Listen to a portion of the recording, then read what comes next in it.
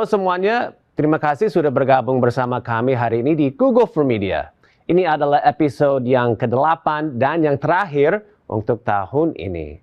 Sudah 6 bulan berlalu sejak episode yang terakhir, jadi saya akan membagikan beberapa update.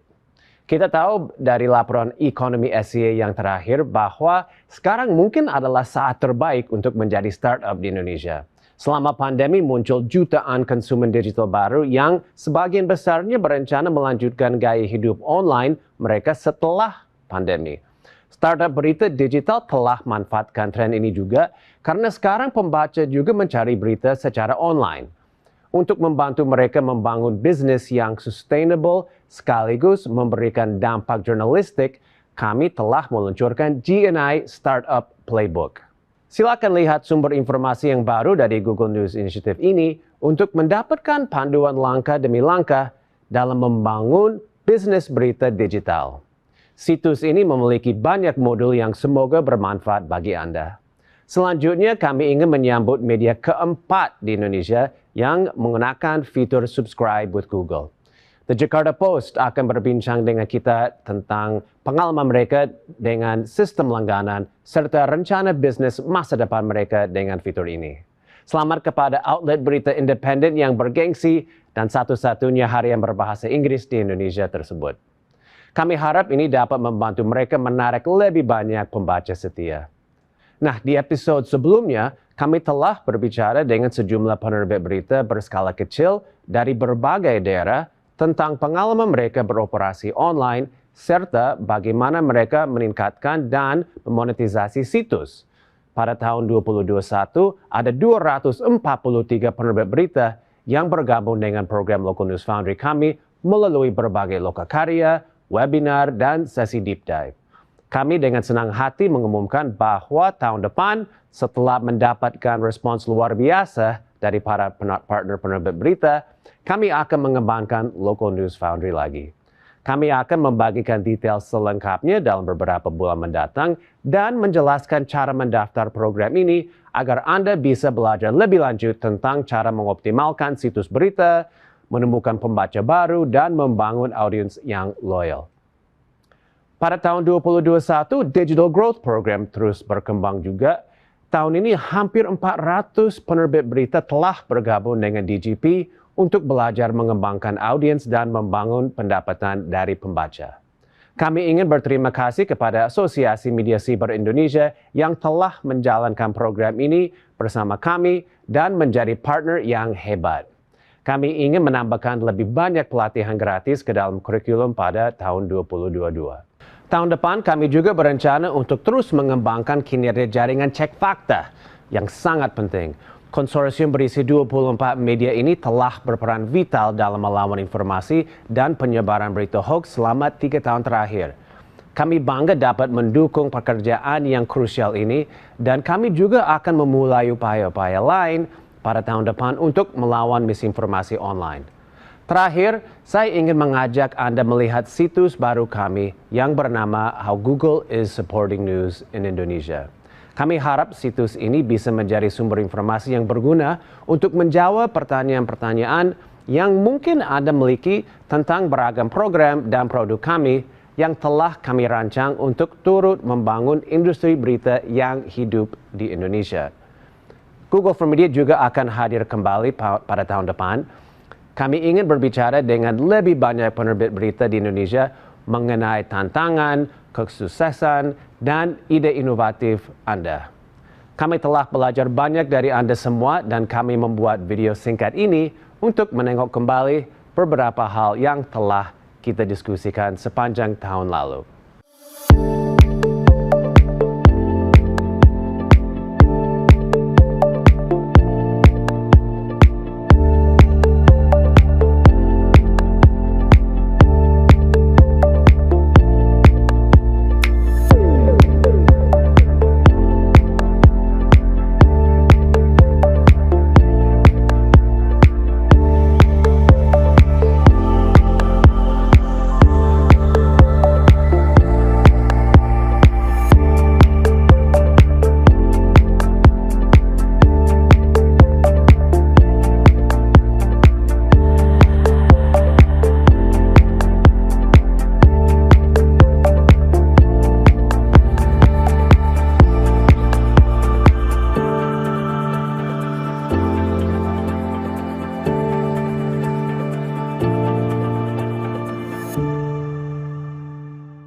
Sekarang saya ingin menyerahkan waktu dan tepat kepada rekan saya, Sheena Bala, untuk update tentang Digital News Program. Silakan, Sheena. Thanks, Jason. Hi, everyone. My name is Sheena, and I work as the Industry Relations and Programs Manager here at APAC News Partnerships. And today I'm here to talk to you about the Digital Growth Program. What we will share today is the Digital Growth Program and its overview, why we launched it, and how are we scaling it in Asia Pacific. We'll specifically talk about building the DGP in Indonesia, and then what's coming next. So let's dive in. So why did we launch the Digital Growth Program? In 2021, Google News Initiative conducted a survey across 641 publishers, asking them what was key to their business challenges, as well as to the wider news industry in their market. And 2/3 of the publishers say it's not easy to learn the business skills needed to succeed in the online news. So we brought together all the lessons and best practices across the GNI over the past 3 years to offer free business trainings, consulting, and implementation support to help news organizations succeed online. We do this through 3 key ways. Number 1, we've created exclusive playbooks and customized exercises. These are written guidebooks and interactive exercises available on the Digital Growth Program website. Number 2, we've launched virtual workshops in each market to bring lessons to life with industry experts and live Q&A. And thirdly, post our workshops, we launch in-depth coaching, deep consultation, and implementation through our labs for a group of publishers across Asia Pacific. Through the program, we're bringing key industry topics across reader revenue, understanding your audience, building advertising revenue, but also how do you launch a digital startup and how do you make product the center of your organization's culture. We haven't developed this curriculum in isolation.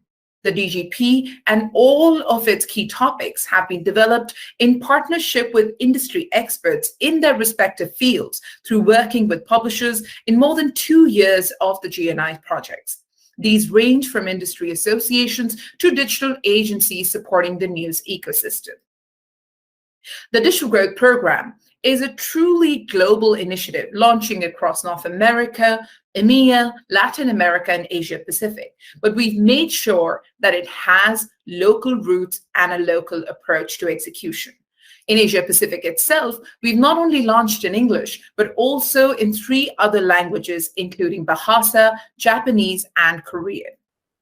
In terms of reach, we've had close to about 5,000 registrations across these topics, training 1,500 plus unique publishers in Asia Pacific in 84 countries.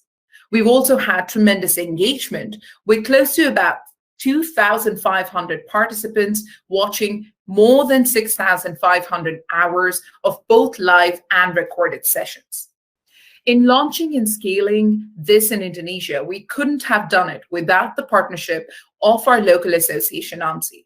In partnership with AMSI, we've been able to bring these key trainings and lessons to more than 1,000 registrations and training close to about 400 unique publishers who've watched more than 1,200 hours of these sessions. This is almost 25 to 30% of the total reach in Asia Pacific.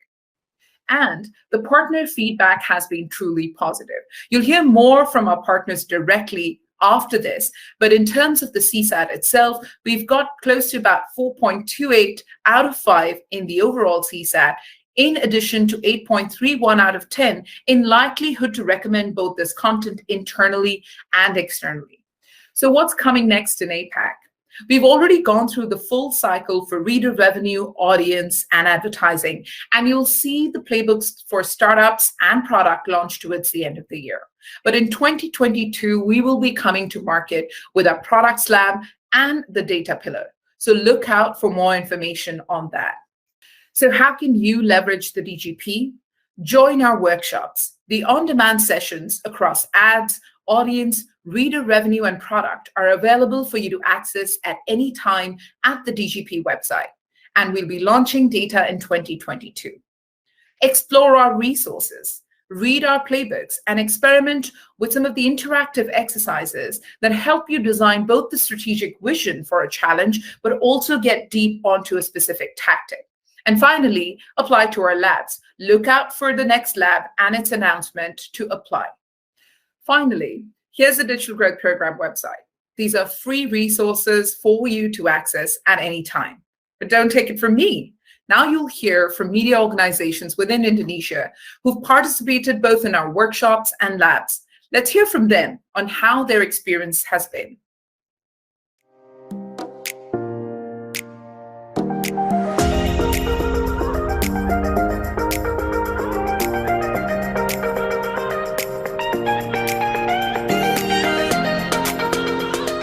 Halo, apa kabar semuanya?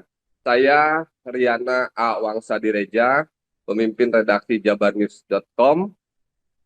Terima kasih untuk Google News Initiative dan AMSI yang telah menyelenggarakan kegiatan pelatihan peningkatan audiens melalui advertising.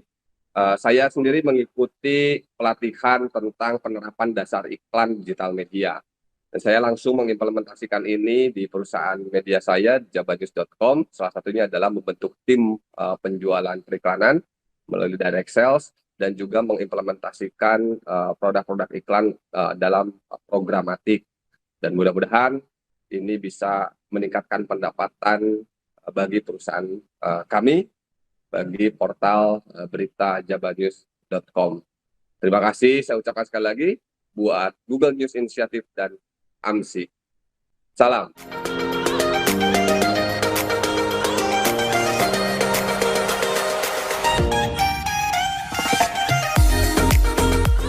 Halo, saya Dimas Agita, Head of Social Media dan Traffic Growth dari Suara.com. Saya sudah mengikuti pelatihan Digital Growth Program tentang pengembangan produk. Di sini saya mempelajari menentukan KPI dan target dengan key metrics, melakukan riset pasar, dan membuat strategi untuk media sebelum, selama, dan sesudah COVID-19 ini. Melalui pelatihan ini, kami akan berupaya untuk menjaga keberlangsungan media lewat monetasi produk-produk yang ada di media kami. Thank you.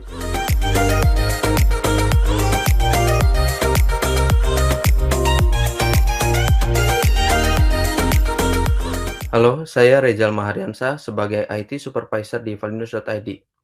Workshop yang saya ikuti yaitu Program Pengembangan Digital GNI, Pelatihan Pengembangan Audiens. Pelajaran yang menarik bagi saya adalah bagaimana memahami pembaca untuk mengembangkan engagement dari matriks-matriks pengguna yang akan menjadi rekomendasi dan rencana ke depannya. Jadi, bagaimana mengubah casual readers menjadi loyal readers sampai menjadi brand lovers. Yang akan kami implementasikan adalah strategi bagaimana menumbuhkan loyalitas pembaca di Valinews dari matriks-matriks yang sudah kita analisis. Terima kasih. Terima kasih Sheena untuk penjelasan mengenai pelatihan Digital Growth Program. Tadi kita sudah mendengarkan testimoni dari anggota AMSI yang mengikuti 3 sesi pelatihan yang telah dilakukan. Sekarang sudah hadir bersama kita Wanseslas Manggut, Ketua Umum AMSI, untuk berdiskusi tentang kerjasama AMSI dan Google dalam mengadakan pelatihan ini. Halo Kak Wens, apa kabar? Kabar baik, Mas Jason. Apa kabar? Baik juga. Terima kasih banyak. Baik, Kak Wens, topik apa yang paling sesuai dengan anggota AMSI dan ekosistem berita di Indonesia secara keseluruhan menurut Anda? Kalau kita lihat memang secara keseluruhan pemilik media di AMSI itu, terutama yang skalanya dari menengah ke bawah, itu rata-rata pemiliknya itu adalah wartawan. Ya, mereka umumnya wartawan jurnalis seperti kita lah. Gitu. Jadi untuk materi menulis itu mereka udah paham. Dan rata-rata pendiri ini usianya di atas 40-an lah. Jadi rata-rata mereka di profesi ini lebih dari 15 tahun. Kalau lebih dari 15 tahun itu mereka basisnya di konvensional. Mereka basisnya dari print, lalu masuk ke digital. Jadi by konten, ya mereka udah paham sekali jurnalisme itu sebetulnya. Nah tetapi yang mereka belum paham banget itu adalah sisi bisnis medianya. Kontennya paham, bisnisnya belum paham betul. Apalagi dengan landscape digital seperti sekarang. Nah, saya kira dari semua topik yang terkait bisnis yang dalam pelatihan ini, itu benar-benar diperlukan oleh para pemilik media ini. Nah, semuanya diperlukan, semua topik itu diperlukan. Misalnya kalau kita lihat topik soal bagaimana agar audiens mereka bertambah, gitu. Kalau kita lihat bahwa teman-teman di daerah itu, ya teman-teman di daerah karena semuanya jurnalis, mindset mereka dalam strategi konten itu jurnalis banget, gitu. Yeah. Isinya sangat news, gitu. Isinya sangat politik, gitu. Padahal jurnalis itu konten itu harus ada unsur proximity-nya dengan audiens lokal mereka. Artinya mereka harus ada local life di situ. Harus ada mungkin trending yang sifatnya agak lokal. Harus ada konten-konten yang mungkin saya kira entertain lokal itu juga udah hidup. Traveling di lokal, destinasi-destinasi lokal. Jadi perlu ada perubahan di dalam struktur konten mereka sehingga audiens mereka itu bertambah. Gitu. Jadi materi yang terkait dengan bagaimana cara mengembangkan audiens, ya itu butuh sekali di teman-teman para pebisnis ini. Itu satu. Yang kedua, yang terkait dengan audiens, bagaimana caranya supaya audiens itu lebih loyal. Ya, karena kalau kita lihat sekarang stickiness di media itu kan turun. Ya, stickiness-nya turun, loyalitas pembaca juga turun. Nah, saya kira materi pengembangan audiens itu berkorelasi kepada dua hal. Satu, bagaimana menambah jumlah audiens mereka. Yang kedua, bagaimana supaya audiens mereka lebih loyal. Itu dari sisi pengembangan audiens. Materi ini sangat penting sekali buat teman-teman. Nah, materi yang lain yang juga sangat penting, saya kira soal iklan, ya, advertising. Nah, karena ini barang baru sekali juga buat teman-teman yang basisnya print masuk ke digital. Bagaimana model bisnis di digital, bagaimana model advertising di dalam digital. Nah, itu teman-teman ini belum banyak paham karena basisnya mereka satu print, dua jurnalis banget gitu. Nah, materi ini saya kira sangat penting sekali dan para gurunya juga banyak sekali. Dan apalagi kita kerjasama dengan Google, jadi buat mereka sebetulnya ini ya agak jaminan lah, gitu. Agak jaminan kira-kira untuk ikut pelatihan ini mereka mengerti soal model bisnis advertising. Nah, saya kira yang juga sangat penting yang berkorelasi betul dengan posisi mereka sebagai pemilik media yaitu sisi produknya. Ya, produk dalam definisi kita ini, dalam definisi jurnalis selalu bentuknya berita. Produkmu apa? Ya, keluarnya bentuknya berita. Padahal di digital itu produk itu definisinya luas sekali. Gitu. Nah, teman-teman pemilik media ini perlu kira-kira menguasai apa saja produk di dalam media mereka yang bisa di-customize sehingga revenue mereka meningkat. Nah, saya kira materi-materi itu dibutuhkan betul oleh para pemilik media yang terlibat langsung di dalam pelatihan ini. Hampir semua materi dalam seri ini saya kira semua dibutuhkan. Itu sih, Mas Jason.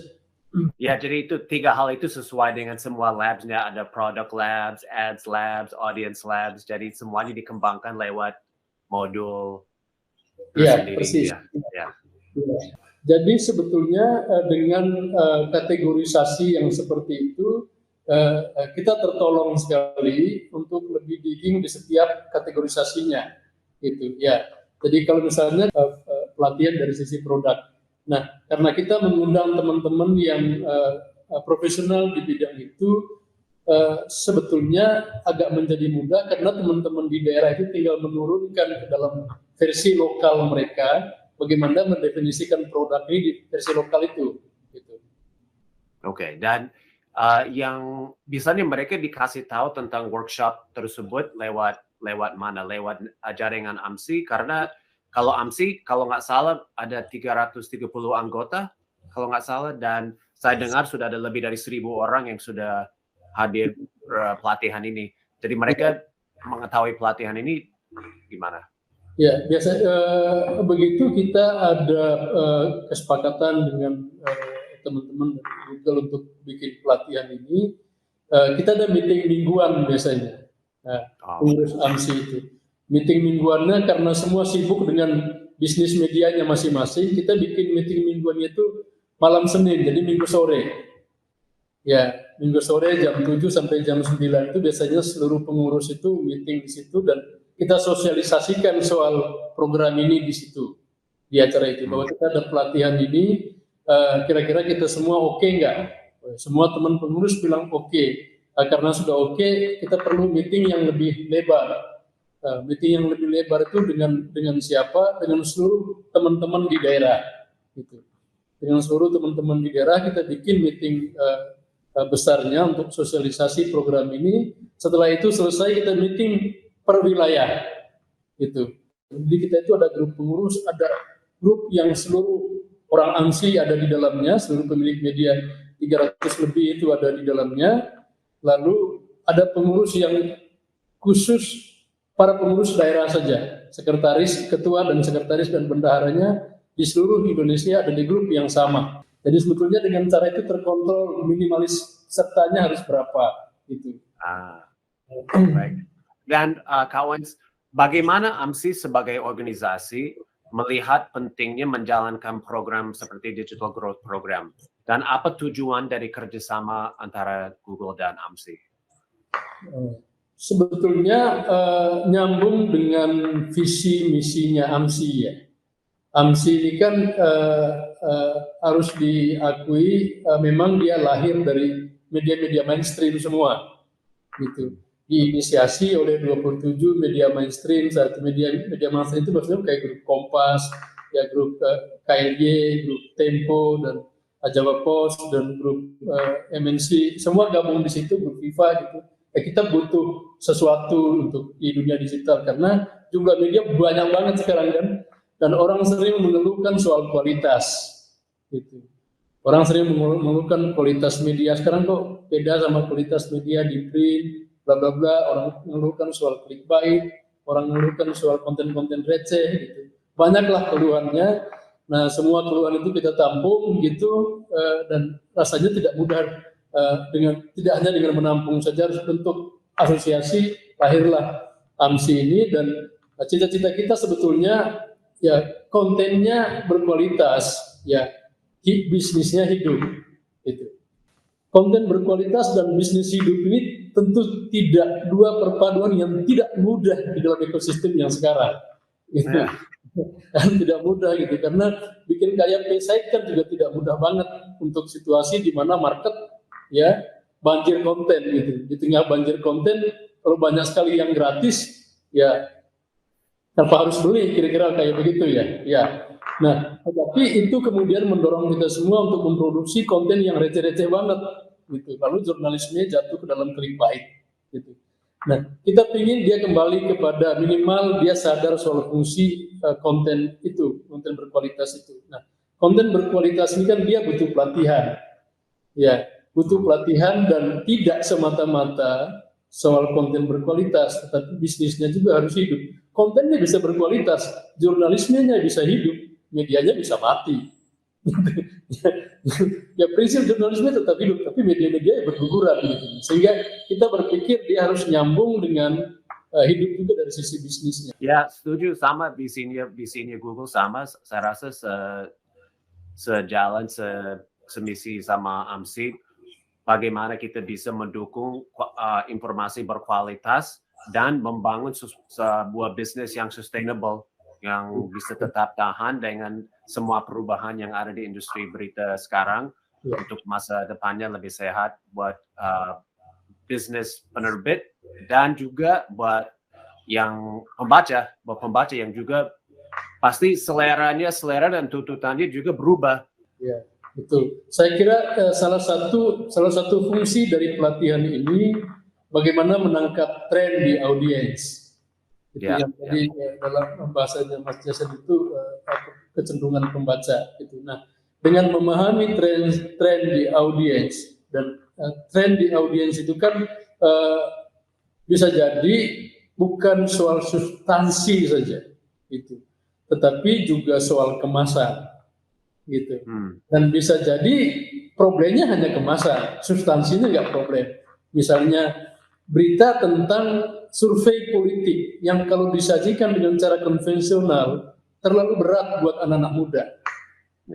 Ya, tetapi kalau disajikan dengan video grafik, ya itu easy buat generasi milenial untuk menikmatinya, gitu. Nah, saya kira pelatihan yang dari sisi konten itu, termasuk bagaimana audiens menikmati konten kita itu berperan penting, itu salah satu. Nah, jadi kemasan itu menjadi penting. Dan yang kedua, saya kira mempelajari apa yang tadi disebut Mas Jason itu perubahan di konsumer berita, konsumer konten. Kalau kita lihat bahwa perubahan dari sisi para penikmat konten di luar sana itu, yang saya bilang tadi terkait dengan makin berkurangnya loyalis ke dalam website mereka sendiri. Ya, praktek terbaik ya supaya hasilnya muncul. Ya, benar-benar setuju. Oke, jadi last question dari saya, Kak Wens. Kalau tadi kami sudah bicarakan mengenai yang 3 labs yang sudah dijalankan tahun ini, tahun 2021. Topik apa lagi yang harus kita sajikan tahun depan, 2022?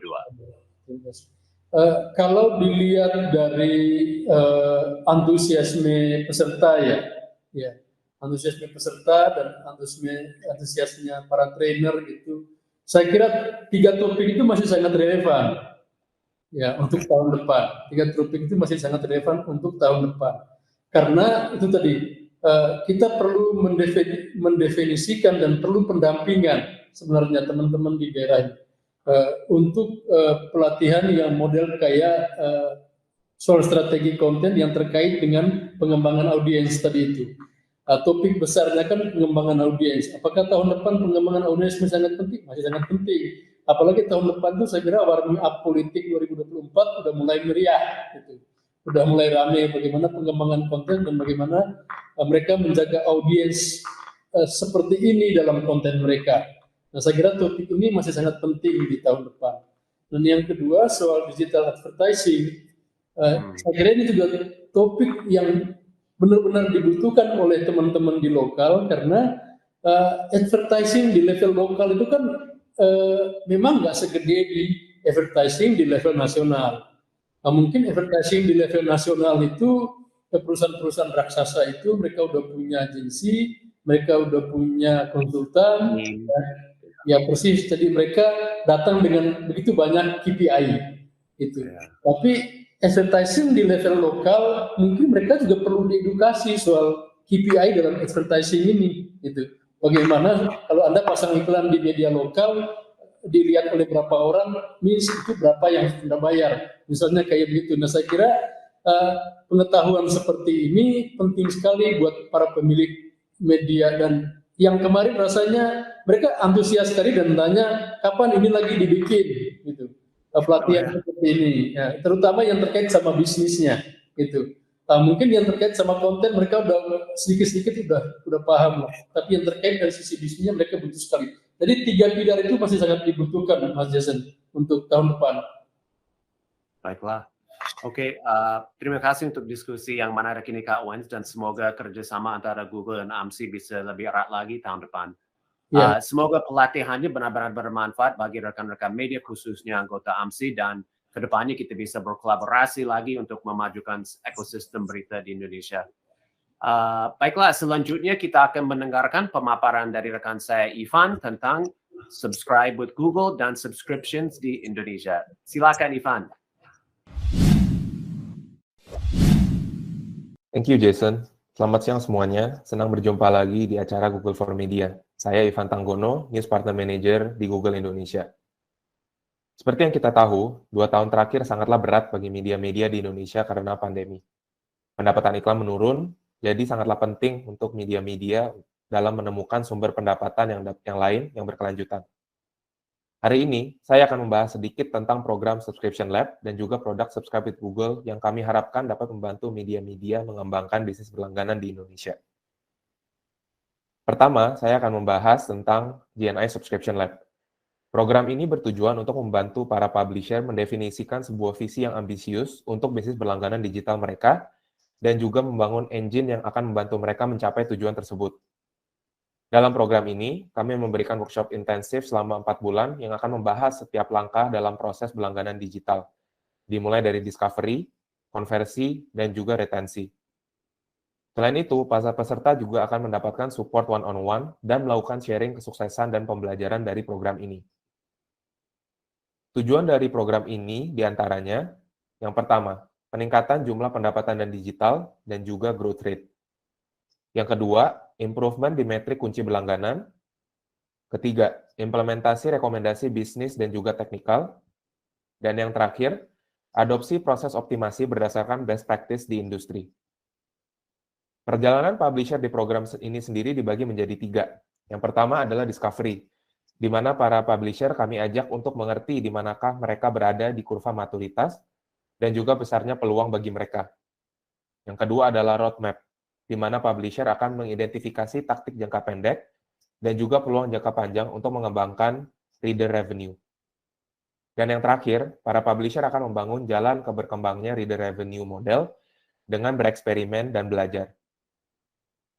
Di program kali ini, ada 2 publisher dari Indonesia yang bergabung, yaitu Kompas Daily dan di Jakarta Post. Beberapa saat lagi, kita juga akan mendengar langsung dari pengalaman mereka dalam mengikuti program ini. Di program ini sendiri, kami terancang lebih dari 90 eksperimen di seluruh tahap langganan peserta program. Dalam menumbuhkan audiens mereka, melibatkan audiens, mengubah pembaca gratis menjadi pelanggan, dan juga mempertahankan mereka sebagai pelanggan. Berikut adalah beberapa eksperimen yang kami lakukan. Yang pertama, testing konten vertikal baru untuk menarik segmen pembaca baru. Optimasi konten newsletter, review proses onboarding pelanggan baru, optimasi value proposition di paywall, dan juga redesign flow berlangganan untuk meningkatkan recurring payment dan juga paket tahunan. Berikut adalah beberapa hasil positif yang dialami oleh publisher-publisher dalam program ini. Bila Anda tertarik untuk mempelajari lebih lanjut tentang program GNI Subscription Lab ini, silakan scan barcode yang ada di slide ini. Sekarang, saya akan membahas sedikit tentang produk Subscribe with Google. Jadi pada tahun 2018, kami telah meluncurkan Subscribe with Google, sebuah produk yang mempermudah pembaca untuk berlangganan dan juga tetap engage konten yang sudah mereka beli. Saat ini sendiri, sudah lebih dari 50 publisher di seluruh dunia yang meluncurkan Subscribe with Google. Dan juga kami melihat hasil-hasil positif yang dialami oleh publisher-publisher ini. Di Indonesia sendiri, kami sudah memiliki 4 publisher yang menggunakan Subscribe with Google di website berlangganan mereka. Beberapa saat lagi, kita juga akan berbincang dengan Tempo untuk mendengar impact langsung dari Subscribe with Google kepada bisnis berlangganan mereka. Namun sebelumnya, saya akan berdiskusi terlebih dahulu dengan Mbak Witri dari The Jakarta Post dan juga Mas Eko dari Kompas Daily untuk mendengar langsung pengalaman mereka mengikuti program GNI Subscription Lab. Telah bergabung bersama kami, Mbak Witri dari The Jakarta Post dan Mas Eko dari Harian Kompas. Apa kabar, Mbak Witri, Mas Eko? Hai Mas Iman, baik. Baik. Seberapa penting sih model bisnis berlangganan ini untuk masa depan publikasi Anda? Iya, Mas Ivan. Model bisnis berlangganan, baik koran maupun digital, akan selalu menjadi pilar keberlangsungan The Jakarta Post dan semua institusi media independen yang tumbuh dan berkembang bersama masyarakat, mulai dari komunitas yang terkecil hingga tingkat nasional. Jumlah pembaca yang besar menunjukkan bahwa media tersebut adalah sumber yang terpercaya, dibutuhkan, dan relevan dengan kebutuhan informasi dari pembacanya. Apabila pembaca sampai berlangganan baik digital maupun cetak, berarti ada ketergantungan dari pembaca. Media yang ditopang oleh pelanggan akan lebih terjaga independensinya karena eksistensinya untuk melayani publik dan didukung oleh pendanaan publik, bukan pemerintah atau kekuatan-kekuatan bisnis tertentu. Buat Kompas ya, bisnis subscription tuh sangat penting ya dengan menghadirkan Kompas ID sejak 2017. Kompas kan sejak awal terbit ya, sejak 1965 percaya bahwa jurnalisme itu harus berkualitas lah ya, artinya karena itu adalah tonggak penting dalam masyarakat demokrasi. Nah, kita percaya dengan sistem subscription ini ketika masyarakat membayar ya, dia membayar berita yang dia konsumsi, otomatis dia akan menuntut kualitasnya, nggak bisa sembarangan gitu loh. Jadi bisnis subscription ini bagus buat Kompas karena kami kemudian dituntut oleh publik untuk menghadirkan jurnalisme yang bagus lah gitu, nggak bisa sembarangan. Jadi hubungannya baik nih antara pelanggan, masyarakat dengan Kompas sebagai institusi berita.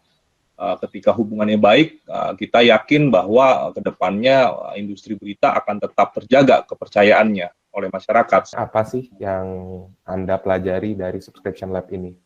Oke, yang banyak sekali sebenarnya yang kami pelajari dari Google Subscription Lab kemarin. Namun mungkin ada dua hal yang utama mungkin. Yang pertama adalah pentingnya kolaborasi antara redaksi dengan divisi bisnis dan teknologi. Karena sebagai legacy media, kita terbiasa untuk bertumpu pada bisnis koran cetak.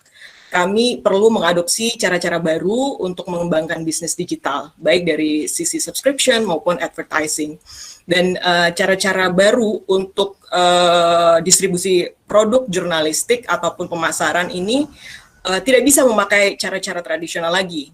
Karena sebaik apapun karya jurnalistik, apabila tidak terinformasikan dengan baik kepada target pembaca atau kepada subscribers, atau tidak bisa dengan mudah diakses oleh pembaca, itu tidak akan banyak menghasilkan pendapatan juga bagi media tersebut, dan tentunya media tersebut tidak akan menjadi referensi utama buat para pembacanya.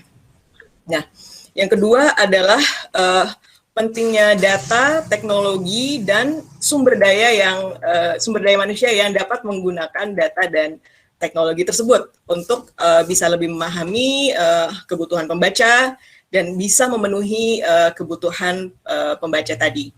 Nah, dalam ekosistem digital, kita memang dibutuhkan untuk tetap memahami pembaca, walaupun sekarang kita jarang sekali offline gitu ya.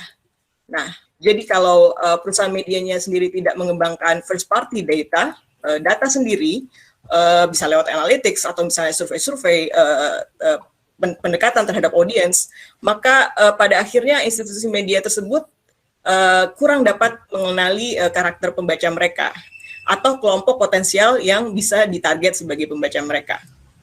Inilah mungkin selama ini kita melihat bahwa banyak media yang terjebak untuk produksi berita-berita yang viral saja, yang kemudian tidak terlalu memberikan nilai tambah bagi mereka. Padahal untuk menjadi sebuah institusi media yang kredibel, yang relevan, yang handal, institusi media itu harus memiliki identitasnya sendiri. Dia harus muncul dengan tulisan-tulisan, dengan karya-karya jurnalistik yang sesuai dengan identitasnya, sesuai dengan value yang mereka pegang, dan itu tertuang dalam apa yang mereka sampaikan, gitu ya. Kemudian mereka juga harus punya keunikan sendiri, jadi sehingga pembacanya itu mengenal, misalnya untuk konten tertentu mereka akan refer kepada si media tersebut gitu, karena mereka percaya terhadap media tersebut. Nah, Google Subs Lab kemarin membantu kami untuk melihat hal-hal yang utama ini, dan untuk bisa lebih fokus lagi untuk mengembangkan subscription sebagai salah satu sumber revenue yang utama. Dari Subscription Lab ya, kami belajar banyak sekali ya, karena selain ada konsultan ya, kita juga berbagi cerita dengan pemain-pemain lain lah ya di subscription bisnis Asia Pasifik yang industrinya baru mulai ya. Satu kali ya pelajaran yang langsung kami terapkan bahkan sebelum sesinya selesai sebenarnya adalah ketika direkomendasikan Kompas ID sebaiknya membuat skema harga baru yang berpihak kepada komitmen jangka panjang. Jadi kalau tadinya kita kan punya paket ya dari 1 bulan, 3 bulan, 6 bulan, 12 bulan dengan potongan harga yang kecil-kecil ya, sebenarnya beda-beda tipis lah ya. Nah, ketika dari sesi Subscription Labs itu menunjukkan bahwa di berbagai region kecenderungan publik itu untuk berlangganan jangka panjang sebenarnya besar ya, selama ada insentif yang menarik lah buat mereka. Nah, kita langsung implementasi tuh. Jadi kita mengubah skema harganya langsung ekstrim ya. Jadi kalau 1 bulan itu dia tidak mendapat diskon apapun, untuk 12 bulan dia langsung 40% gitu loh. Jadi nah ini mungkin pelajaran yang penting ya adalah ketika Direktur Bisnis Kompas dan CEO KG Media merespon artinya dengan cepat, memberi persetujuan ya, kan soal pricing biasanya sensitif ya, tapi dengan cepat tuh mereka memberi lampu hijau dan kita eksekusi, dan kita melihat mungkin kita harus jujur juga dalam menilai market ya. Market Indonesia itu bagaimanapun selalu tertarik dengan insentif potongan harga kita, tapi barangkali disitulah kuncinya dari pengembangan subscription bisnis adalah, jadi kita belajar hal penting lah dari Subscription Lab untuk tidak hanya melihat ide-ide inovasi yang sifatnya mewah ya, tapi justru ide-ide yang sifatnya mendasar gitu loh. Mendasar dalam artian bagaimana sih mengembangkan produk yang baru supaya diterima oleh publik. Nah, tadi kelihatan berarti belajar banyak banget ya di Subscription Lab ini. Nah, mungkin dari pelajaran-pelajaran yang didapetin dari Subscription Lab ini, apa aja sih perubahan yang dilakukan di media masing-masing, dan apa sih hasilnya gitu? Jadi sekarang artikel premium kita, digital subscription kita itu bukan hanya untuk misalnya membuka artikel, membayar akses artikel premium kita yang di website, tapi juga kita bisa melihat, pelanggan itu juga bisa melihat replika koran digital kami di website. Jadi nama koran digital kami itu e-post, dan ini tidak seperti beberapa institusi media lainnya, itu kita antara website dengan koran cetaknya itu satu platform. Jadi cukup dengan satu jenis langganan itu sudah bisa membuka berbagai macam jenis konten yang ada di website kami gitu. Nah, kemudian ini juga aksesnya bisa di laptop, di PC, di tablet, dan smartphone. Juga ini tersedia juga bundling dengan cetak. Jadi dengan kita memberikan kemudahan dari satu halaman subscription kita, itu sudah bisa berlangganan bundling yang digital dengan koran replika, atau misalnya dengan bundling dengan produk cetak kita. Nah, kemudian kita juga lebih mudah memperbanyak distribusi sales, seperti misalnya sekarang kita sudah tersedia di beberapa e-marketplaces, dan kita juga punya pembaca bisa mengakses dengan lebih mudah, mungkin sambil belanja itu juga bisa beli koran gitu ya. Jadi sambil belanja harian atau misalnya skincare itu juga bisa beli koran. Nah, salah satu yang paling menarik juga adalah yang baru-baru ini kita launching sama Kompas ID. Kita punya produk namanya double subscription. Jadi ini kita pengen menyediakan insentif lebih banyak buat pembaca-pembaca yang ada di target market kita. Jadi untuk berlangganan dua media terbesar di Indonesia. Jadi Kompas dan Jakarta Post. Nah, ini kita jadi double subscription, one price gitu ya. Jadi memang kita memberikan diskon yang cukup besar, sehingga pembaca atau pelanggan itu bisa berlangganan digital di Jakarta Post dan Kompas. Kemudian kami baru saja juga menerbitkan Prospects. Jadi ini newsletter khusus berita-berita bisnis. Jadi sebelumnya kita sudah punya regular newsletters itu yang berisi top stories, berita-berita terpenting pada hari tersebut, dan juga viewpoint yang berisi tentang artikel-artikel opini. Nah, jadi dengan ada Prospects berarti kita ada 3 edisi yang khusus untuk membidik minat-minat dari pembaca gitu ya. Kan ada yang suka interestnya bisnis, ataupun misalnya interestnya adalah membaca opini, itu kita coba layani. Soal harga tadi ketika sudah kita implementasi ya selama hampir setahun, itu menunjukkan ya datanya bagus sekali, artinya sekarang hampir separuh lah pelanggan Kompas itu berasal dari orang-orang yang berkomitmen langganan 12 bulan, bahkan ada beberapa yang 24 bulan. Nah, selain soal pricing tuh rekomendasi yang diimplementasi dan sudah kelihatan hasilnya tuh adalah ketika kita memperbaiki gerai ya. Orang kan berlangganan Kompas ID lewat gerai ya. Di situ kan digabung antara berlangganan, beli buku dan macam-macam ya. Prosesnya agak panjang, orang harus masuk cart dulu. Nah, sekarang timnya IT dan product development itu mengembangkan apa yang mereka sebut direct checkout. Jadi orang di situ bisa langsung berlangganan tanpa masuk cart. Jadi beli paket itu langsung dan cepat. Dan di situ payment yang kita terima hanya payment yang sifatnya otomatis. Jadi seperti digital wallet, kartu kredit dan lain-lain. Kita nggak terima lagi transfer bank manual. Sehingga proses transaksinya cepat. Konfirmasi berlangganan mereka pun cepat. Mereka langsung bisa mengakses konten yang mereka inginkan. Jadi 2 hal itu. Dan yang terakhir yang baru mulai kita kembangkan 2 bulan terakhir ini kita sebut sebagai marketing automation system. Jadi kita berpartner dengan perusahaan internasional ya untuk mengembangkan sistem-sistem komunikasi yang bisa deliver konten kepada pelanggan-pelanggan kita secara otomatis berdasarkan preferensi kontennya mereka. Jadi kalau misalnya saya sukanya baca opini misalnya, nanti ketika ada opini yang baru ataupun opini yang temanya serupa, saya bisa terima tuh melalui web push notification, app push notification, melalui newsletter dan lain-lain segala macam.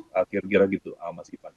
Oh ya, jadi makasih jawabannya Mbak Witri, Mas Eko, insightful ya, kayak banyak banget learningnya dari subscription led yang diimplementasi. Semoga hasilnya juga ke depannya bisa membantu Jakarta Post dan Kompas untuk growing. Nah, setelah ini saya akan berdiskusi dengan Mas Ito dari Tempo. Nanti kami akan membahas tentang perjalanan 1 tahun Tempo menerapkan produk subscribe di Google. Dan selamat siang, Mas Ito. Senang bisa ketemu lagi ya. Apa kabar, Mas? Kabar baik, Mas Ivan. Baik. Nah, mungkin kita bisa langsung mulai ke pertanyaan aja ya, Mas ya. Jadi mungkin pertanyaan pertama sendiri, gimana sih, Mas, hasil eksperimen Tempo selama ini dengan model bisnis berlangganannya yang tengah berlangsung oleh Tempo? Oke, terima kasih Mas Ivan. Secara keseluruhan, model bisnis langganan berita digital premium di Tempo berjalan sangat baik ya, baik dari sisi pertumbuhan dan juga penerimaan pembaca. Peningkatan ini secara tidak langsung juga dipengaruhi oleh pandemi COVID-19. Di satu sisi ada ketakutan pembaca untuk memegang produk majalah dan koran secara fisik, tapi di sisi lain pembaca merasa tidak puas dengan berita online gratis yang mengharuskan untuk mengorbankan kenyamanan membaca, baik karena gangguan iklan maupun berita yang clickbait. Nah, ini sebabnya model bisnis langganan berita digital premium dapat diterima dengan baik. Selain itu juga di awal tahun 2021, Tempo membuat terobosan dengan mengubah format koran Tempo cetak dan majalah Tempo English cetak menjadi 100% digital. Efisiensi biaya dapat tercapai karena tidak adanya biaya cetak dan distribusi. Persebaran konten juga jauh lebih luas karena tidak ada kendala uang. Nah, sejauh ini langkah yang kami lakukan adalah tepat. Oke, makasih Mas jawabannya. Jadi udah lumayan itu ya, berarti resepsinya lumayan bagus untuk eksperimen dengan bisnis berlangganan ini. Cuma kan seperti kita tahu, bisnis berlangganan sendiri cukup baru ya Mas di Indonesia. Dan pasti banyak tantangan yang dihadapi oleh media-media di Indonesia. Nah, kalau Mas bisa sharing, jadi selama ini ada tantangan apa aja sih yang dihadapi oleh Tempo, dan apa aja yang Anda pelajarin lah dari tantangan-tantangan tersebut, Mas? Ya, sebetulnya ada banyak sekali tantangan yang kami hadapi. Cuman kalau misalnya kita meng-highlight, ada satu yang utama, yaitu churn rate atau tingkat rontok pelanggan. Dari beberapa hal yang mempengaruhi, yang signifikan diantaranya adalah cara pembayaran langganan. Kira-kira begini penjelasannya. Seperti kita tahu kalau di Amerika dan Eropa, tingkat penetrasi kartu kredit cukup tinggi di sana. Sehingga media berita dapat menggunakan cara pembayaran kartu kredit dengan recurring bulanan dan juga auto renewal.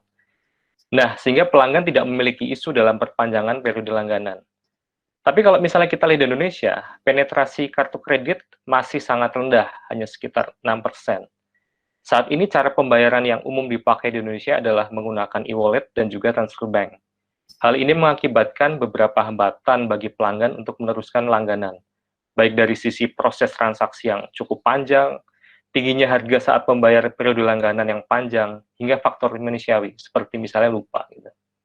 Nah, oleh karena itu, kami terus bereksperimen dalam menentukan titik keseimbangan yang pas antara periode langganan, harga langganan, dan juga cara pembayaran yang cocok di Indonesia, yang pada ujungnya nanti dapat menghasilkan retention rate yang tinggi. Terima kasih. Oke, makasih Mas Ito jawabannya. Nah, jadi kan kita udah dengar ya Mas, tadi tantangannya salah satunya churn rate, dan pasti ada tantangan-tantangan lain lah yang mungkin dihadapi oleh Tempo. Nah, jadi kan tahun lalu sendiri, Tempo itu mencoba mengimplementasikan subscribe with Google ya Mas, untuk mencoba address tantangan-tantangan ini.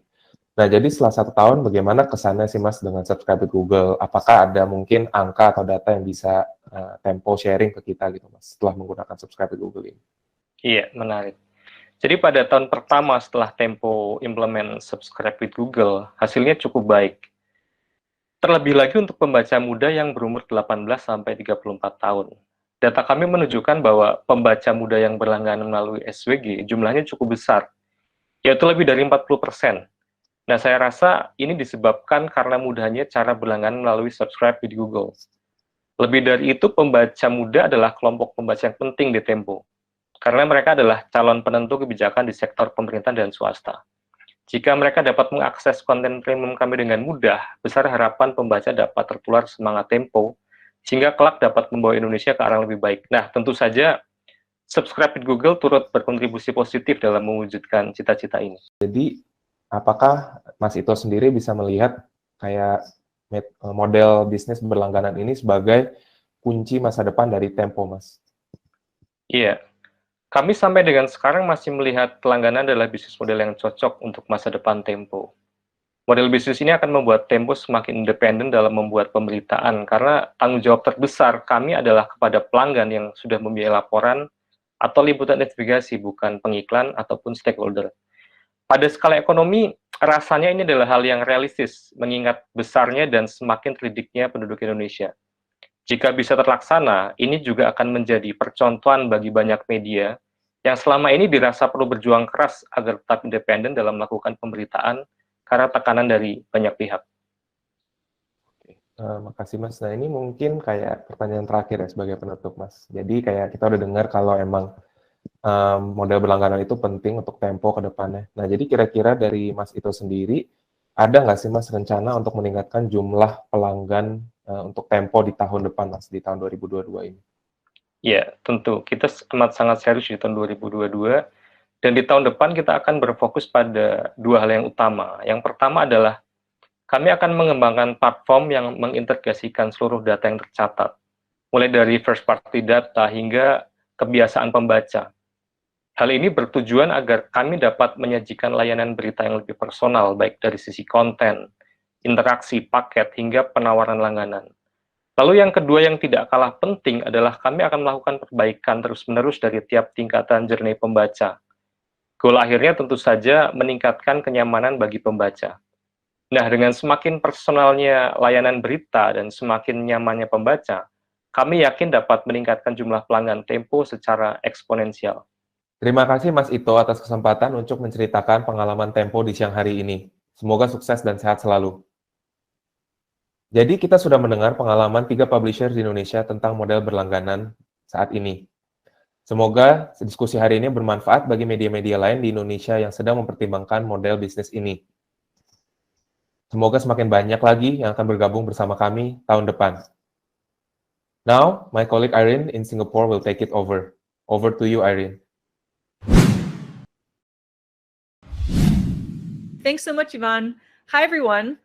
My name is Irene J. Liu, and I'm the News Lab lead for the Asia Pacific region here at Google.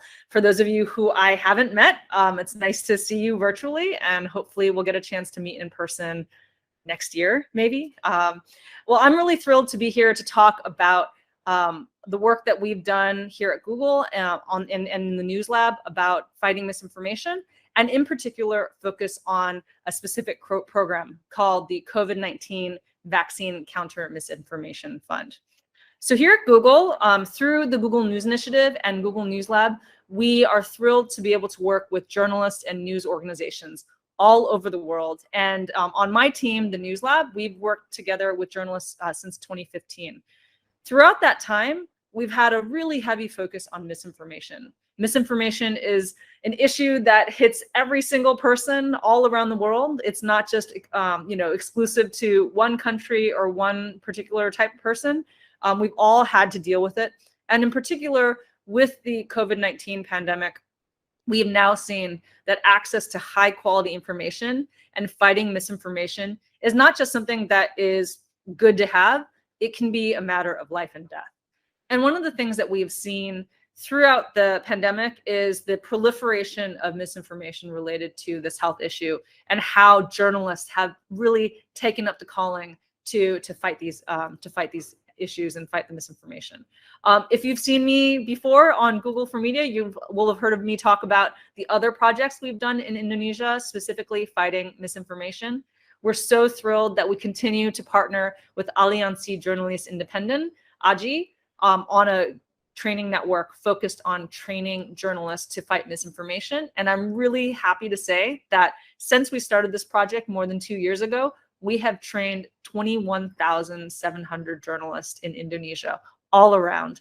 And we continue to partner with Asosiasi Media Cyber Indonesia and Mafindo and AJI on the Cek Fakta project, which is this wonderful collaboration of newsrooms from all over Indonesia focused on fact-checking and fighting misinformation.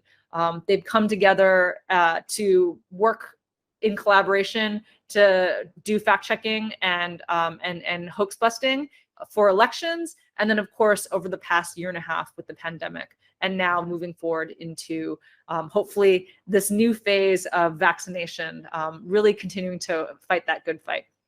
But here, what I'd like to talk about today is a project that we had, which was the COVID-19 Vaccine Counter Misinformation Open Fund. So throughout the pandemic, we've seen a lot of misinformation, but as we were moving into this year, there was this exciting prospect of hopefully seeing improvement around the world in dealing with the pandemic through vaccination. But of course, with vaccination came a whole new set of misinformation, specifically on questions about the vaccine. And we wanted to specifically target that issue and find a way to support journalists as they were working to fight this new wave of misinformation. And so that's why in early January of this year, we launched the Open Fund, which was specifically focused on supporting journalistic efforts, so news organizations and journalists who were fighting misinformation specifically on the COVID-19 vaccine. And we wanted to target audiences that were perhaps more vulnerable to this kind of vaccine misinformation, and also who may not have had access to traditional fact checks that have been done previously. So that was sort of the call. That's what we wanted to see in terms of applications. We opened the application process in January, and we were really thrilled to see that we had applications from all over the world. So the fund itself was $3 million, and we received 309 applications from 74 different countries. And what was cool about this was that the project was really going to support news organizations of any size, whether you're talking about big organizations, national publications, or small ones, print, audio, radio, TV, and digital publications. Any of them were able to participate in this. And we really wanted to also support collaboration. And so we were thrilled to have a wonderful and esteemed panel of health misinformation experts who actually judged these applications. And in the end, they chose 11 projects from around the world. And I'm really thrilled to say that out of the 11 projects from all over the world, 3 of them were actually chosen from the Asia Pacific region. So we had projects that were chosen from India, from New Zealand, and of course from Indonesia. And the project in Indonesia was with Kata Data, a wonderful news organization that focuses on data journalism and data-driven journalism. And what they were proposing was to use their expertise on data and telling stories with data and partner with the Wet Market Merchants Association, Asperindo, to really, really reach wet market sellers all over the country. But enough from me, let's hear directly from Kata Data about their project. And so with me today, we have David, who has been leading this project with Kata Data, and really thrilled to have him here. Hi, David. Thanks so much for joining us today. Hi, Erin. Likewise, thank you so much for inviting me. Well, I'm so excited to talk about this project. So if I can just get started, can you explain why did you decide to focus on traditional wet market sellers for the COVID Counter Misinformation Fund project? Okay, so let me start with a bit of statistics. So there are around 12.5 million wet market sellers from all over 9,000 markets nationally. So that's the statistic. It is actually more than 5% of the population. So, and then secondly, vaccination program targeting the wet market sellers was the presidential priority program before we started this Google News Initiative program. Number two, the wet markets in Indonesia, like probably a lot other countries in Asia, play a very important role in the Indonesian community. It becomes a melting pot for all types of people and activities on a daily basis.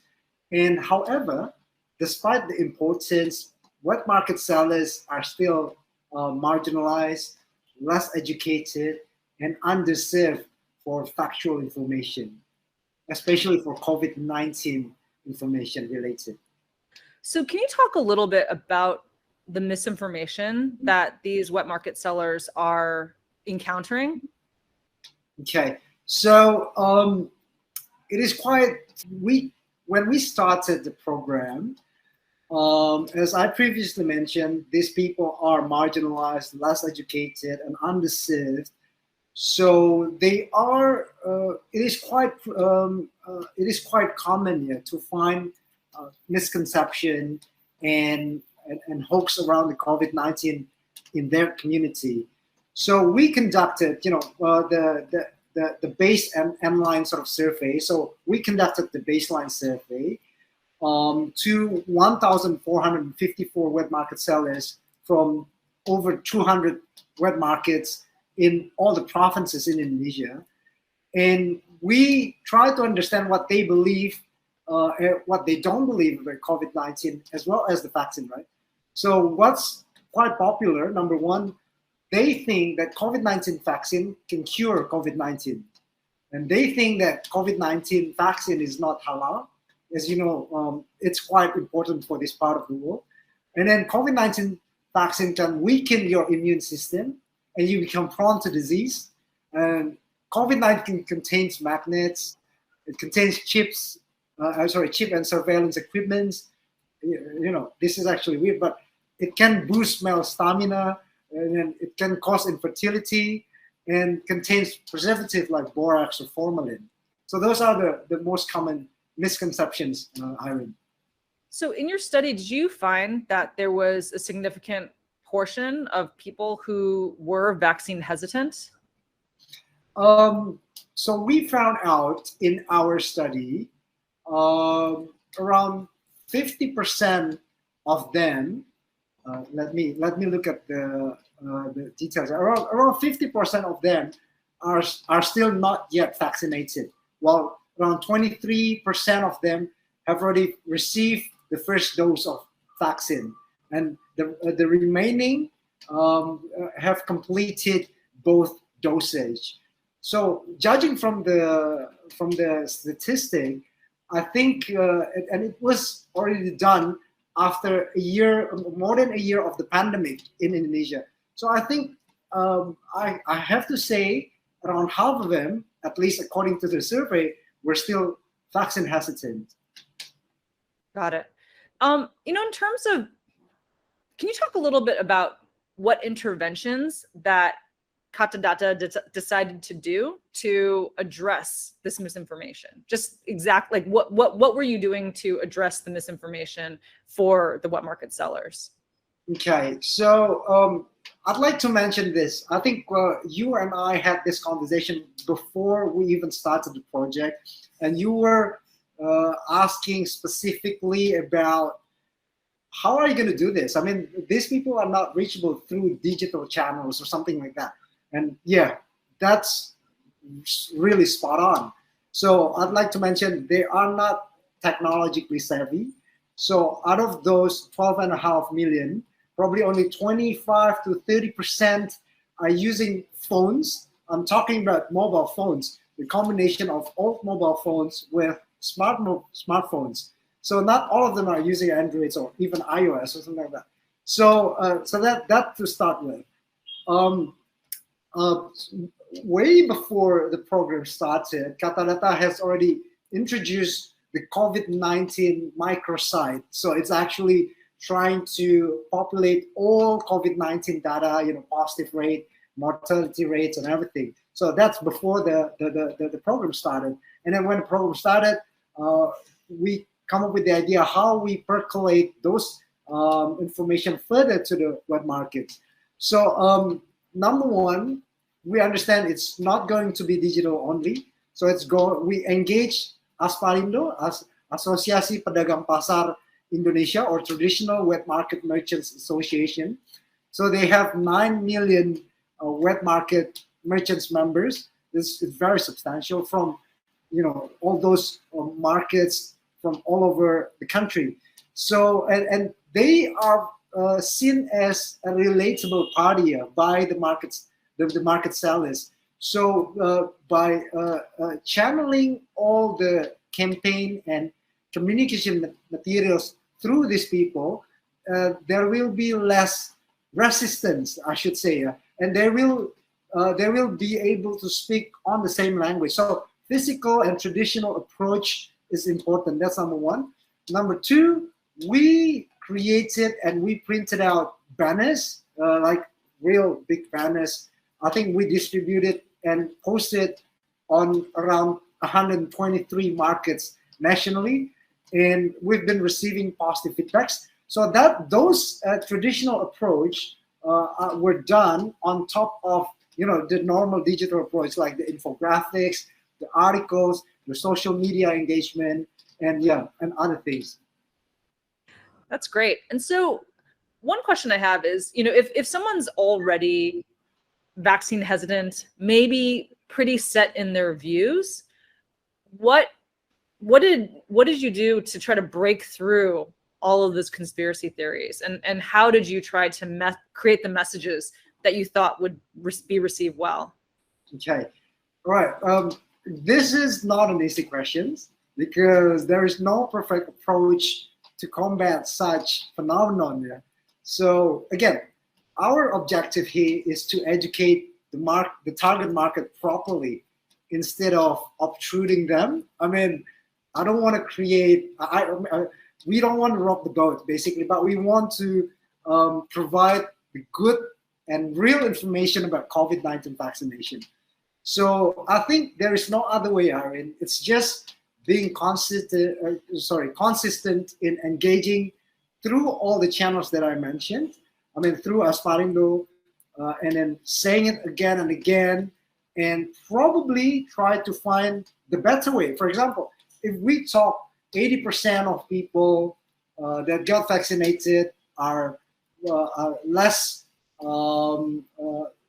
likely to get COVID-19. 80% might sound easy for us, but if we change it to 8 out of 10 people that are vaccinated might be less likely to get COVID-19, it would be easier for them to understand. So finding ways like that we try to be as relatable as possible, I mean.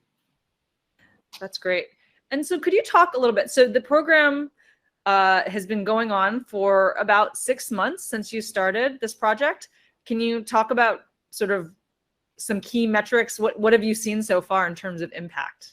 Okay, so okay, I will start with just the statistic here. I mean, let's talk about numbers first, but I understand that this approach is a lot more important than just numbers. So platform-wise, so we have managed to attract around over 140,000 page views since the beginning of the program up to the end of September. And then, as you know, the baseline survey, we have successfully mapped the audience demographic, so we understand what kind of hoax that are circulating around the community, and so we are confident to claim that we have identified most of the relevant perceptions, behavior, attitudes, and profiling the focus group audience during the COVID-19 pandemic. And then we understand their hesitation, their willingness to towards the COVID-19 vaccination. In terms of infographics and articles, we have reached at least 32,000 page views and 82,000 page views respectively. In terms of webinar session, the session was attended by nearly 600 attendees through Zoom platforms and more than 200 views through YouTube and 22,000 more views from Facebook. And yeah, however, it's more than just the numbers. I would like to say that the feedback is really positive. As Parindo's representatives have been going back to us saying that a lot of the web market merchants saying thank you for being able to see such a big banner, and they actually come to the vaccination program, the web market merchants vaccination program, even though through that program they are vaccinated on their own.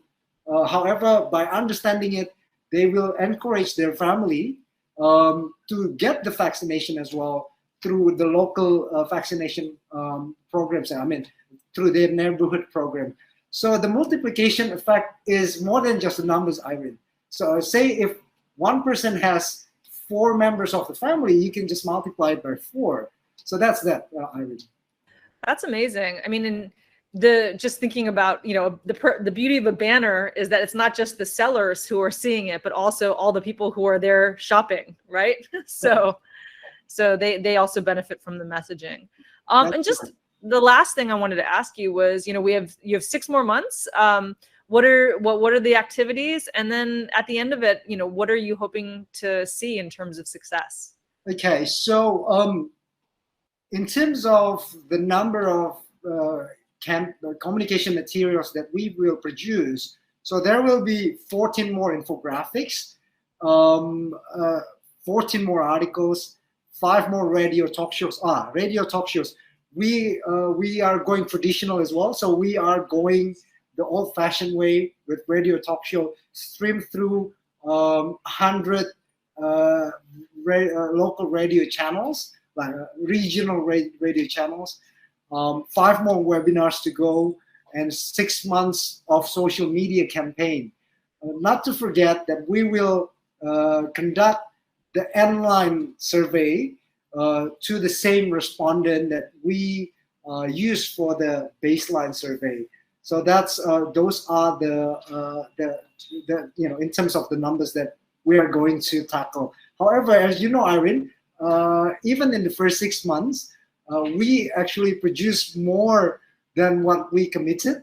It's just because, you know, this is something that we have to do, I think, you know. Thank you. Well, David, this is such amazing work, and I can't wait to talk with you in 6 months again to hear how the project finished up. So thank you so much for the work that you and your team at Katadata have done, and thank you for your time. Okay. Thank you very much as well, Irene, for inviting me. I can't wait to see you in 6 months as well and perform all these things. And I hope we can do a lot of great things in the future. Thank you. Absolutely. Absolutely. Thank you. Now, back to Jason for our Q&A to close us out.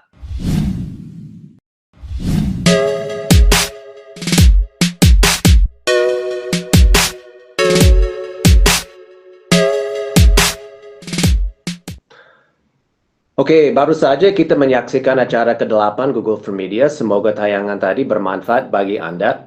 Sekarang kita masuki sesi tanya jawab langsung dengan para pembicara. Saya akan membaca beberapa pertanyaan yang telah masuk di kolom chat. Yang pertama dari Ade di Bali.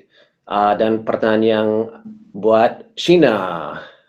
Sheena, pertanyaan adalah, what is the criteria for people to join the DGP lab? Thanks, Jason. So the DGP labs themselves are open for all to apply for. There are 2 steps to a lab application. We have an open application form. Depending on the topic of the lab itself, for example, if it is a reader revenue lab, we want you to have an existing paywall to be able to apply. But if it is a data lab, we're looking for a comprehensive data stack to be able to work with you. So the open application is for all to submit, and then we have follow-up interviews. For this year, we've wrapped up all our lab applications. We're in fact in the process of finalizing the product lab, which will launch next year, but we will be launching many of these in Indonesia for 2022 as well. Okay, Sheena, stay with me 1 second. I have a question for you and Kak Wenz about what kind of workshops or trainings are being planned for AMSI members next year. So maybe you can answer that, and then I'll move to Kak Wenz. Great. So this year we launched 4 topics: audience, advertising, reader revenue, and product. Next year we'll definitely be coming to market with data workshops, but we're still in the planning, and I'd love to hear from the AMSI team as to what they're planning for their membership. Okay, sekarang kita beralih ke Kak Wenz. Semoga kameranya nyala juga. Itu dia, itu Bapak. Kak Wenz, ini pertanyaan dari Farid, pelatihan apa yang rencananya akan disajikan untuk anggota AMSI tahun depan? Kayaknya mute, masih mute Pak. Coba. Silakan. Ya, tahun depan masih berkisar di antara 3 hal itu.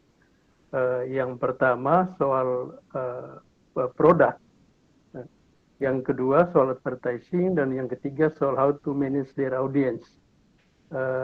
Nah, saya kira memang problem terbesar media kita hanya di 3 hal itu, karena hampir seluruh anggota AMSI yang 338 media itu, terutama di daerah, itu pengelola medianya adalah para jurnalis. Soal penguasaan penulisan mereka udah biasa, udah pekerjaan mereka, tetapi tentang bisnis model itu barang baru buat mereka. Tentang bagaimana how to engage their audience itu juga barang baru buat mereka. How to manage their advertising itu juga barang baru buat mereka. Nah, rasanya tahun depan AMSI masih fokus pada poin-poin itu. Begitu, Mas Jason. Oke, terima kasih Kak Wenz. Yang berikutnya untuk Pak David. Pak David, ini pertanyaan juga dari Ade di Bali. Berapa banyak pasar tradisional lagi yang akan dijangkau selanjutnya menurut Anda? Silakan David. Oke, makasih Jason. Pada dasarnya sih jumlah pasar terjangkau itu tentu saja kita sudah dari awal ya sudah berencana ini menjangkau sampai seluruh nasional. Jadi memang total ada 900 dan kita memang juga berpartner dengan Asparindo untuk bisa menjangkau sampai ke grassroots. Jadi rencananya memang sebanyak mungkin dan sampai sejauh itu sih. Seperti itu Jason. Oke. Dan yang berikutnya buat Irene juga tentang program ini. Kita beralih ke Irene. Habis itu ada juga buat Ivan tentang subscribe with Google. But kita pertama ke Irene. Irene, why? This is from Shelina. She is asking, what made you interested in the Katadata program? Why did you choose that? Why was that chosen for the GNI Vaccine Misinformation Fund?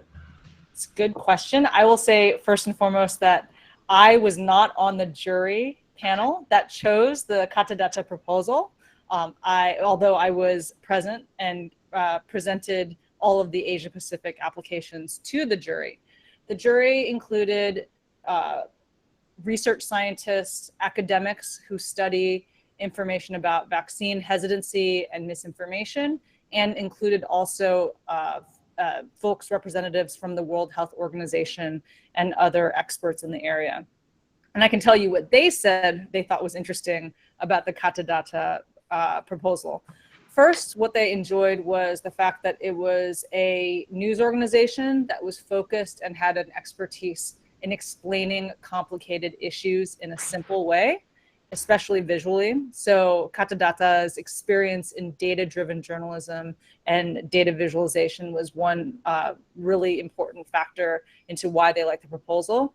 The second reason was because they felt that partnership with the Wet Market Merchants Association was a really wonderful way to scale, both in terms of using technology through communities of social media and chat applications and others, but also just physical presence of these wet market merchants in communities. There's nothing more grassroots and critical to kind of social economic life than buying your daily necessities every day. And so having that very on the ground touch point was a really important aspect as well. And so they thought that those two combined was a very powerful project. And we are thrilled to say that their hopes and expectations were correct, because the Katadata proposal has been really excellent, has been able to reach many people. Great, thanks, Irene. Okay, I think we have a question for Ivan as well.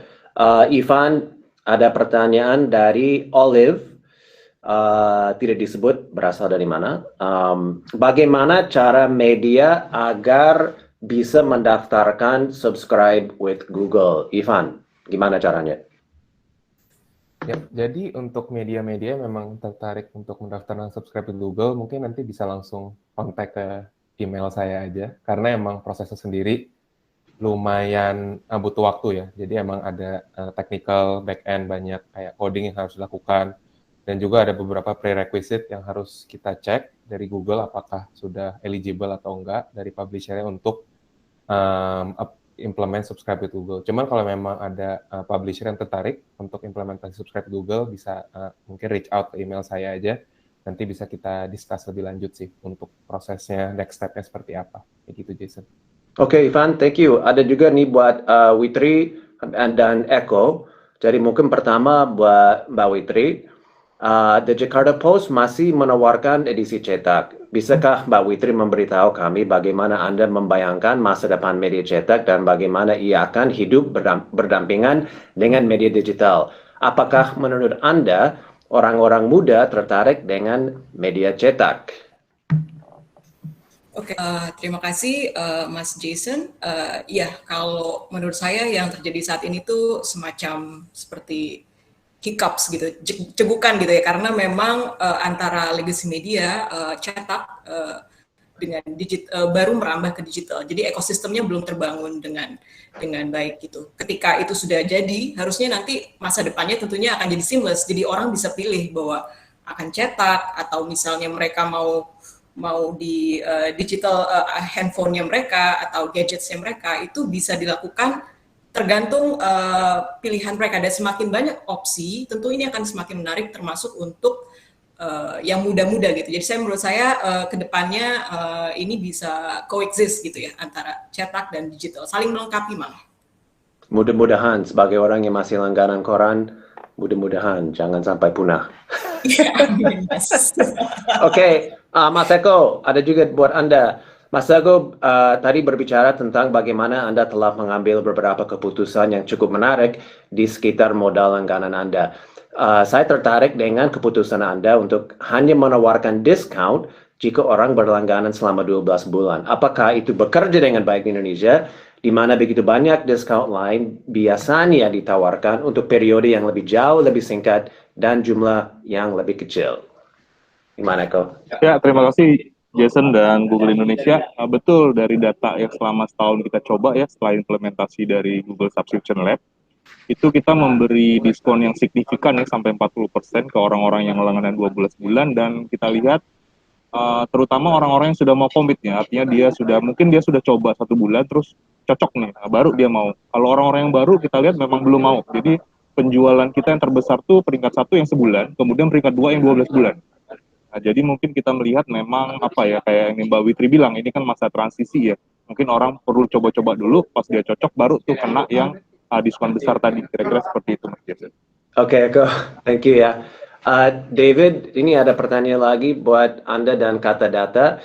6 bulan setelah kampanye Kata Data untuk memerangi misinformasi di pasar lokal, seperti apa tingkat vaksinasi di kalangan penjual tradisional sekarang? Apakah Anda pikir mereka lebih percaya pada peran vaksin sekarang daripada saat Anda memulainya? Oke, ini pertanyaan menarik ya. Jadi kita kan ada base and inline survey untuk mengukur bagaimana kesuksesan kampanye ini ya. Pertama,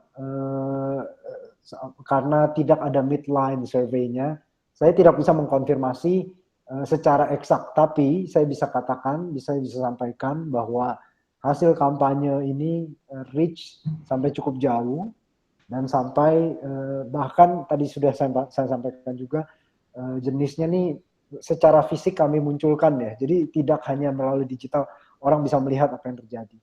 Nah, jadi memang sekarang ini mereka secara langsung mengerti apa yang dimaksud dan hoax-hoax apa yang mungkin selama ini berputar ya di komunitas tersebut. Jadi sekarang mereka lebih mengerti gitu ya.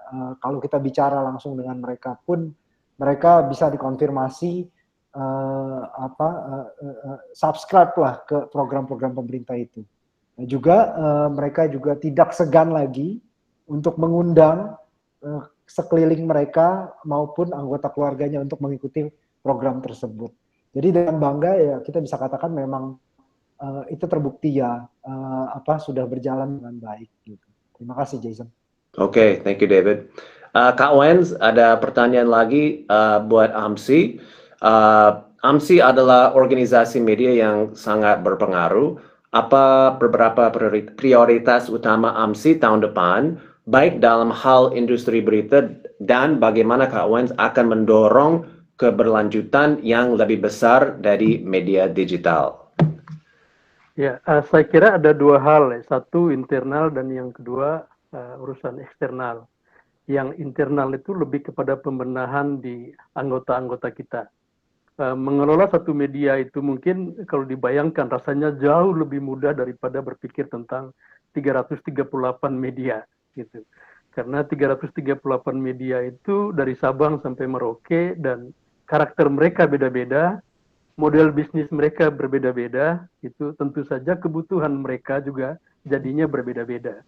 Nah, karena itu apa yang dilakukan oleh AMSI untuk urusan internal itu memang banyak sekali, mau nggak mau. Pelatihan, ada media yang masih membutuhkan pelatihan sekedar bagaimana memproduksi konten, memproduksi berita, memilih angle berita yang benar, basic banget untuk urusan media.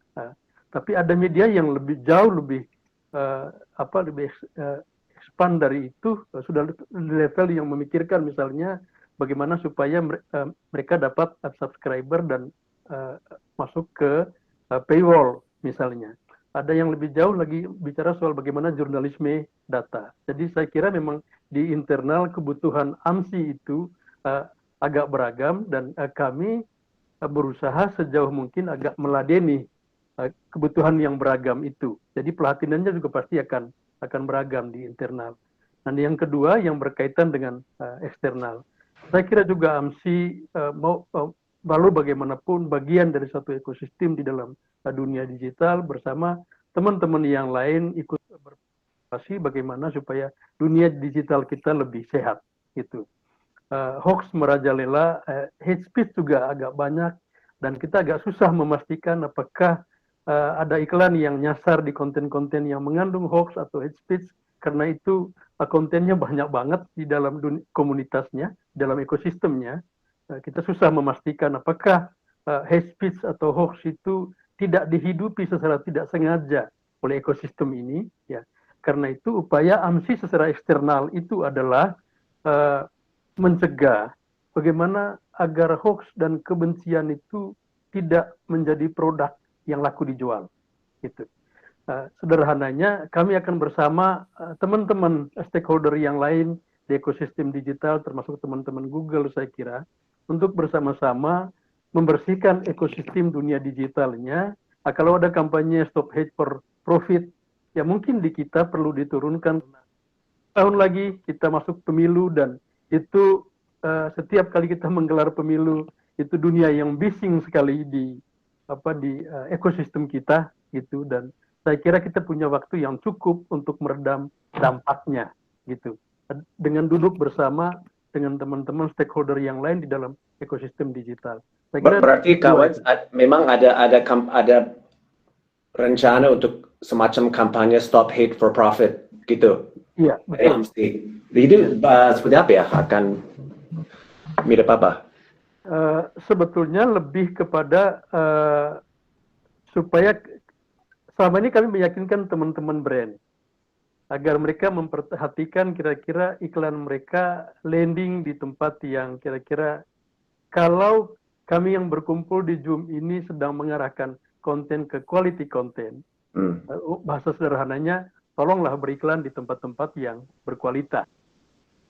Healthy brand mestinya landing di healthy content, gitu. Mestinya begitu.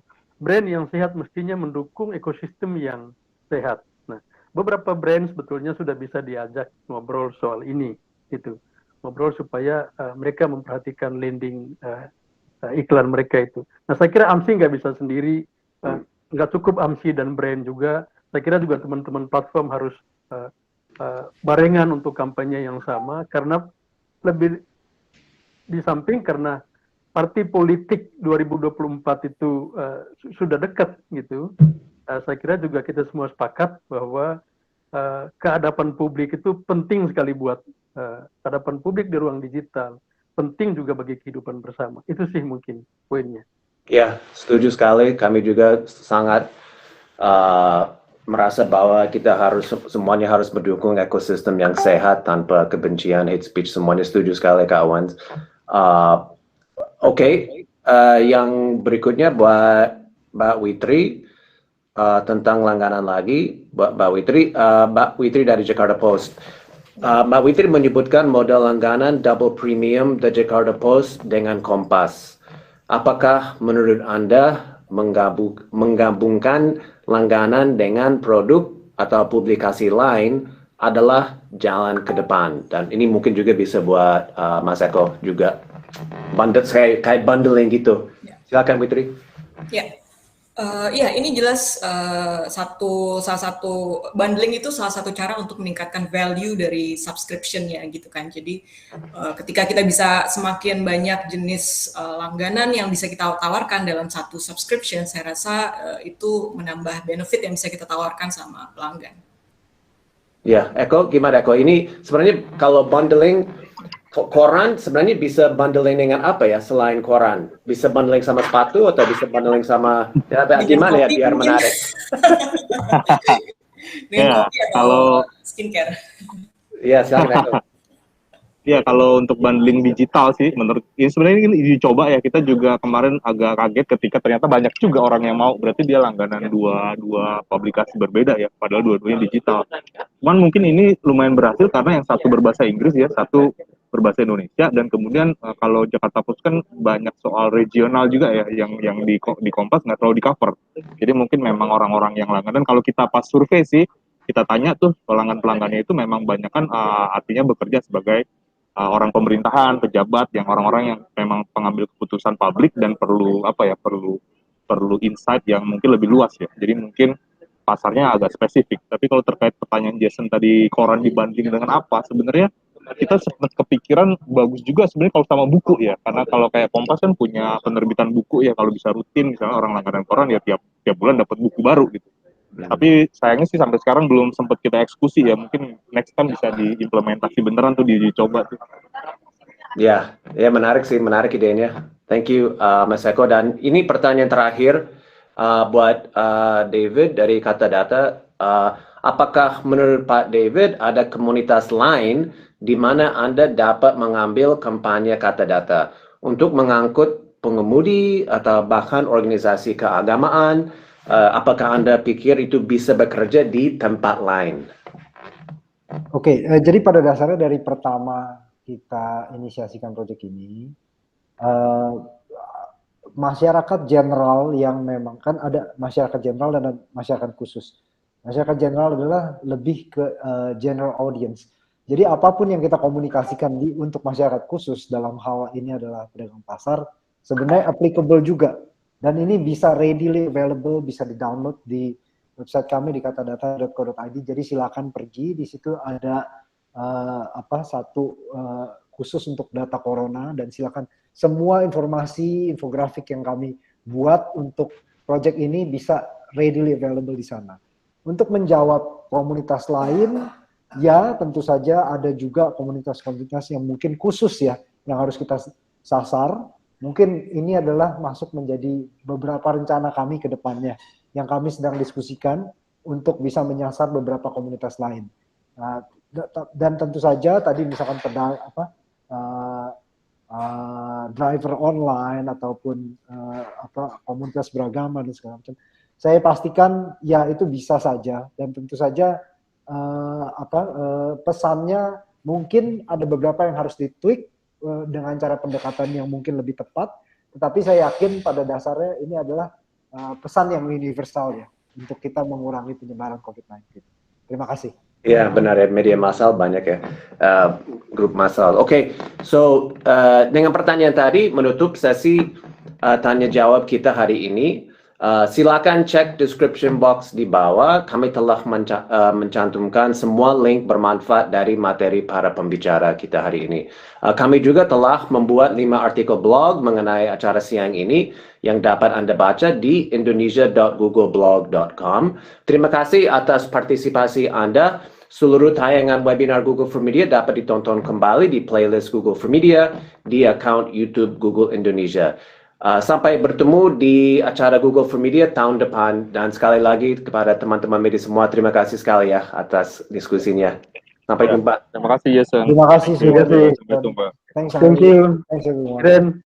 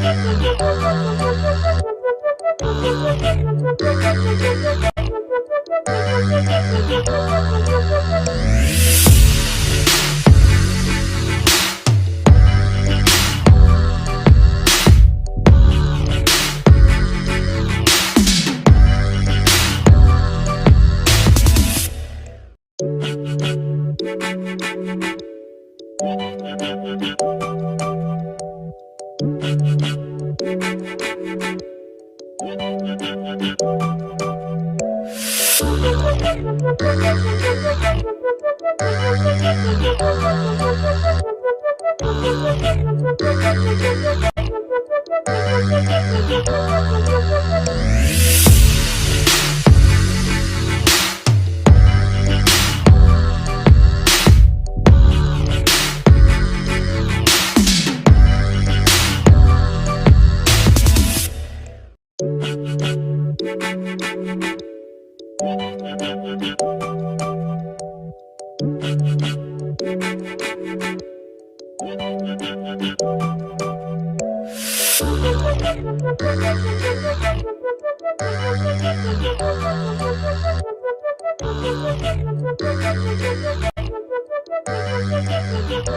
you.